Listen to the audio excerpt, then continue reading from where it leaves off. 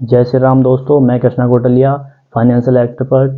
आज का जो वीडियो है FD, RD, post office, PPF, NSC, KVP versus LIC या इन सिक्योर्ड सेविंग के ऑप्शंस में एलआईसी कैसे बेहतर है। मैंने अपने पिछले वीडियो में फाइनेंशियल पिरामिड पर डिस्कस की थी, जिसका लिंक इस वीडियो के डिस्क्रिप्शन में दिया जा रहा है। दोनों ही वीडियो सीक्वेंस में हैं, इसलिए ज़रूर आपने देखना चाहिए जिससे आप डिटेल में समझ पाएँ। वीडियो शुरू करने से पहले मैं आपसे रिक्वेस्ट करूंगा कि मेरे चैनल को सब्सक्राइब करने के साथ नोटिफिकेशन को ऑल पर सेट करें और मेरे वीडियोस को लाइक, कमेंट और ज़रूर शेयर ज़रूर करें। दोस्तों, इन सब चीज़ों को समझने के लिए सबसे पहले हम ये समझेंगे कि ये सारी चीज़ें हैं क्या। FD, RD, post office, PPF, NSC, KVP. तो इन्हें हम वन बाय वन समझेंगे। सबसे पहले आता है एफडी यानी कि फिक्स्ड डिपॉजिट। इसमें हम एक मुश्त रकम एक निश्चित समय के लिए, जैसे 1 साल, 5 साल या 10 साल के लिए एक फिक्स इंटरेस्ट रेट 6 या 7% के साथ बैंक या किसी फाइनेंशियल ऑर्गेनाइजेशन में रखते हैं। फिर आता है आरडी, रिकरिंग डिपॉजिट।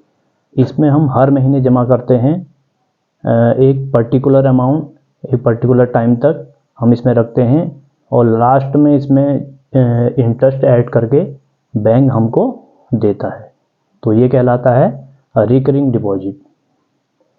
फिर आता है पोस्ट ऑफिस। पोस्ट ऑफिस में कई तरह की स्कीम्स अवेलेबल रहती हैं। इसमें आमतौर पर जो है 6.5 से 7.5% तक इंटरेस्ट रेट मिल जाता है। अब बात करते हैं पीपीएफ की, पब्लिक प्रोविडेंट फंड। इसमें 7 से 7.5% तक इंटरेस्ट रेट मिल जाता है और इसमें जब हम जमा करते हैं और जब हमें इसकी परिपक्वता मिलती है, दोनों पर ही हम टैक्स रिबेट पाते हैं।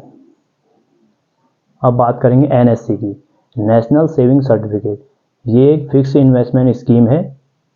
इसे ओपन कर हम एक सर्टिफिकेट ले सकते हैं। केवीपी, किसान विकास पत्र, ये भी एफडी की तरह काम करता है, लेकिन इसमें जो आपकी रकम है वो 2 गुना होकर मिलती है। दोस्तों, जब हमने इस चीज़ को समझ लिया, अब हम समझेंगे FD, RD, post office, PPF, NSC, KVP versus LIC में एलआईसी कैसे बेहतर है। पहले हम समझेंगे बैंकिंग को। बैंकिंग में एक कॉन्सेप्ट है आरबीआई, जो इन सभी बैंकों को रेगुलेट करता है। तो आरबीआई क्या कहता है बैंकों में रखे गए आपके द्वारा रुपयों के लिए। बैंक कहता है कि 5 लाख की गारंटी बैंक लेता है, उसके ऊपर की कितनी भी रकम हो उसकी गारंटी बैंक नहीं लेता। मान के चलिए आपके 50 लाख रुपए बैंक में हैं, तो उसमें केवल 5 लाख की ही बैंक की गारंटी होती है। उसके जो अधिक जो 45 लाख रुपए आपने हैं, वो उसकी बैंक गारंटी नहीं लेता। यदि कोई बैंक अगर डिफ़ॉल्ट होता है तो पहले तो ऐसी सिचुएशन आती नहीं है। जब कभी भी कोई बैंक फेल होता है तो दूसरा बैंक उसे मर्ज कर दिया जाता है उस बैंक के साथ उसे। अब बात करते हैं एलआईसी की या लाइफ इंश्योरेंस की। लाइफ इंश्योरेंस की जितनी भी पॉलिसियां हैं वो भारत सरकार ने सेव की हुई हैं। आप एक चीज़ जो सॉवरियन गारंटी है वो आप गूगल पर सर्च कर सकते हैं। उस पर लिखा हुआ है कि लाइफ इंश्योरेंस की जितनी भी पॉलिसियां हैं और उन पर डिक्लेयर किया गया जो बोनस है और उनका सम एश्योर्ड, ये भारत सरकार देने के लिए उत्तरदायी है। इसकी गारंटी एलआईसी की पॉलिसी के ऊपर भारत सरकार लेती है। तो सॉवरियन गारंटी आप चेक कर सकते हैं। ये तो एक छोटा सा डिफरेंस हो गया कि बैंकिंग और एलआईसी में क्या डिफरेंस है। अब मैं एक कंपैरिजन आपको देने जा रहा हूँ जिससे आप खुद मानेंगे कि एलआईसी इन सिक्योर सेविंग के ऑप्शंस में कैसे बेहतर है। दोस्तों, सबसे पहले हम एक तरफ रखेंगे FD, RD, post office, PPF, NSC, KVP को और एक तरफ हम रखेंगे एलआईसी को। मान के चलिए कि FD, RD, post office, PPF, NSC, KVP इनमें से कोई व्यक्ति इन सभी में से किसी एक में या किसी में भी मान के चलिए 50,000 रुपये सालाना 20 साल तक जमा करते हैं, तो उनके कितने पैसे जमा हुए? 10 लाख रुपये। 10 लाख रुपये जमा हुए और यही सेविंग एलआईसी में की हुई है और एलआईसी में भी कोई 50,000 रुपये सालाना जमा करते हैं 20 साल तक, तो 20 साल में उनके भी 10 लाख रुपये जमा हुए। तो अब दोनों पे रिटर्न की बात कर लेते हैं। तो पहले वाले उस पर जैसे हम बात करें FD, RD, post office, PPF, NSC, KVP, इसमें जो हमको रिटर्न मिला वो मिला तकरीबन 10 लाख के अगेंस्ट 20 लाख रुपए। और वहीं एलआईसी पे 10 लाख रुपए जमा हुए 50,000 रुपये सालाना के हिसाब से 10 साल में, तो 20 साल में हमें मिले तकरीबन 18 लाख रुपए। तो डिफरेंस आया 2 लाख रुपए का।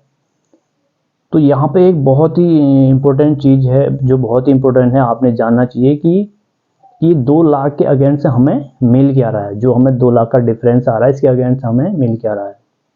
यहाँ पे दो बातें हम डिस्कशन करेंगे।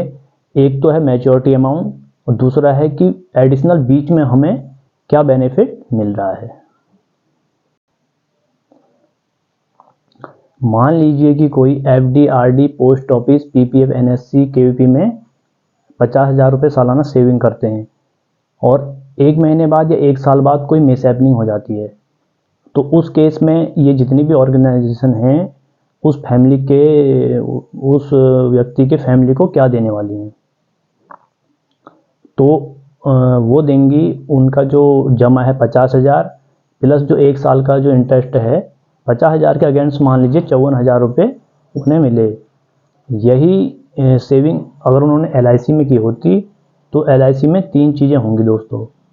तो वो 3 चीज़ें हैं, 50,000 रुपये जो साल का उन्होंने जमा किया और पहले ही साल कोई मिसहैपनिंग हो गई, तो उन जो 3 चीज़ें जो एलआईसी करेंगी उसमें पहली आती है कि आगे का जो जितना भी उनका प्रीमियम है वो माफ़ हो जाएगा। यानी कि 19 साल का 50,000 रुपये साल का प्रीमियम है, तो 19 साल का 9.5 लाख रुपया पूरा माफ़ हो जाएगा।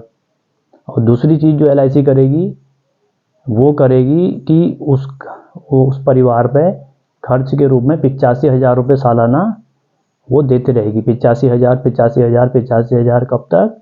19 साल तक। और लास्ट में जो मैच्योरिटी अमाउंट है 18 लाख रुपए, वो भी आएगा ही आएगा। जिस पर्सन ने एक सपना देखा था कि 20 साल बाद मुझे जो 18 लाख रुपए मिलेंगे उससे मैं एक अपने बच्चे की हायर एजुकेशन या उनके मैरिज के लिए एक प्लानिंग करूँगा, तो वो भी एलआईसी देगी ही देगी उसके नहीं रहने पर भी। तो दोस्तों कंपैरिजन करें तो करें किस चीज़ का? एक तरफ 50,000 के जगह हमें 54,000 रुपये मिल रहे हैं और दूसरी जगह हमें आगे का सारा प्रीमियम माफ़ हो रहा है और हर साल 85,000 रुपये 19 साल तक भी मिल रहे हैं और लास्ट में जो पूरा जो अमाउंट मैच्योरिटी का है 18 लाख रुपये वो भी मिल रहे हैं। तो दोस्तों आप खुद बताइए कि आप अपना पैसा कहाँ लगाना पसंद करेंगे।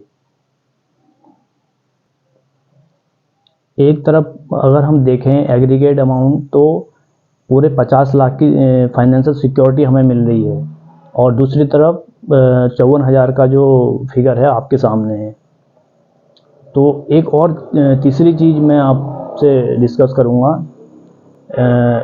50,000 की सेविंग मान के चलिए किसी मिस्टर एक्स ने ये सेविंग की और उनके साथ कोई मिसहैपनिंग हो गई और मिसहैपनिंग में उनकी डेथ नहीं हुई और वो हुई और वो परमानेंट डिसेबल हो गए। जिसने वो 50,000 रुपये की सेविंग की थी वो परमानेंट डिसेबल हो गए और उनके शरीर के कोई भी 2 अंग नहीं रहे, अब वो कामकाजी नहीं है। उस केस में क्या होगा दोस्तों? क्या वो बैंक या पोस्ट ऑफिस आगे का सारा प्रीमियम माफ़ कर देगा?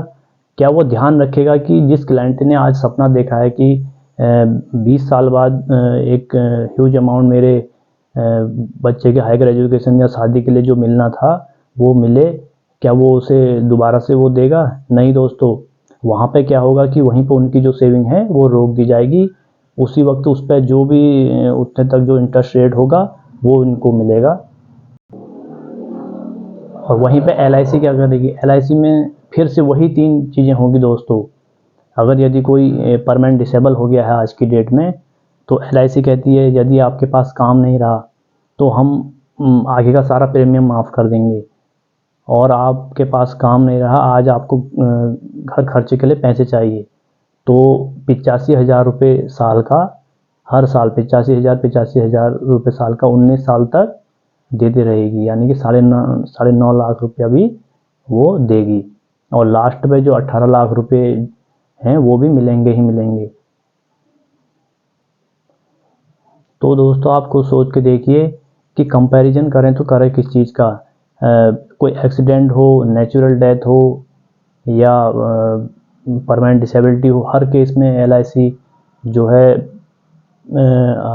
प्रीमियम माफ़ कर रही है और एक रेगुलर अमाउंट भी दे रही है, और लास्ट पे जो मैच्योरिटी अमाउंट है, अगर कोई कमाने वाला जो मेन है वो नहीं रहता तो उसको हर तरीके से एलआईसी सपोर्ट कर रही है। वो सारे फीचर्स इसमें ऐड हैं। तो इस तरह से अपने लिए एक बेहतरीन प्लानिंग आप करें। लास्ट में मैं कहूँगा कि 2 लाख रुपए का फ़र्क आ रहा था, किसी भी व्यक्ति के लिए 20 साल बाद वो 2 लाख रुपए एक्स्ट्रा मिलना मैटर नहीं करता, बल्कि मैटर ये करता है कि आज ईश्वर न करे अगर किसी के साथ कुछ हो जाए तो उसका परिवार सिक्योर हो, उसे ऐसी कोई दिक्कत ना आए। तो दोस्तों वीडियो आपने देखा, समझा, और इसी तरह मेरा मनोबल बढ़ाते रहिए, अपनी ब्लेसिंग मुझ पर बनाए रखिए। Thank you so much, God bless you.